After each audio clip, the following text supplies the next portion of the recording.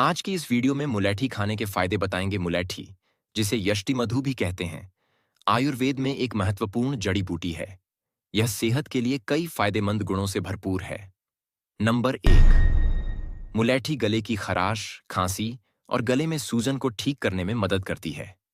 Number 2, यह acidity, पेट दर्द और अपच जैसी समस्याओं को कम करती है। नंबर 3, मुलैठी शरीर की रोग प्रतिरोधक क्षमता को मजबूत करती है। नंबर 4, यह त्वचा की जलन और दाग धब्बों को कम करने में मदद करती है। नंबर 5, मुलैठी का सेवन मानसिक तनाव को कम कर सुकून देता है।